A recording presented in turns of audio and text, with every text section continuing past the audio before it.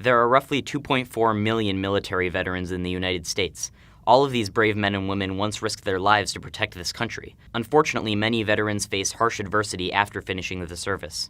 Post-traumatic stress disorder plagues about 30% of Vietnam veterans and 20% of Iraq veterans. PTSD brings back recurrent reminders of traumatic events in the form of nightmares or flashbacks. Veterans with PTSD may experience some of the following symptoms: negative thinking, difficulty relaxing, irritability, having the feeling of always being on guard, reckless behavior, or trouble concentrating and getting sleep. Suicide rates are very high amongst veterans. They make up about 20% of suicides in America.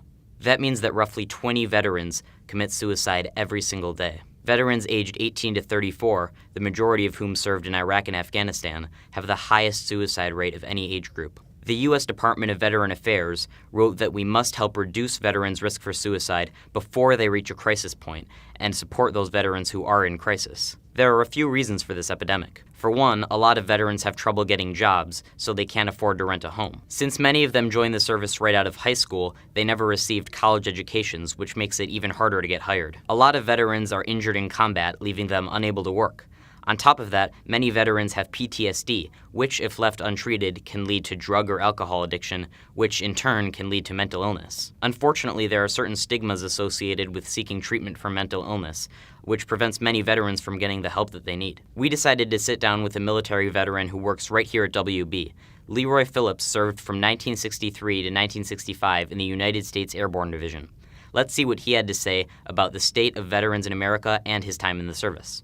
I was with the 82nd Airborne. That's where I ended up. I was with a lot of branches, but my last duty station was the 82nd Airborne.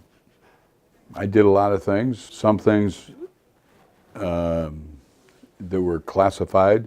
You go through boot camp, which for the most part I was fortunate enough to try out. They asked me to try out for the football team, so I made the football team. So I had easy duty compared to most. You're trained with weapons, different kind of weapons. I think a veteran should be able to come back, get everything that he wants for free. He's earned it. He's put his life on the line. This is the guys that defended our country. Why would you not want to give them as much as you can give them? You heard it here first. Veterans are in trouble and they need your help. So next time you see a vet at a restaurant, buy him some coffee. Or if you see a homeless veteran, give him some money or clothes. And remember to always say thank you for your service. It may not seem like a lot, but it goes a long way.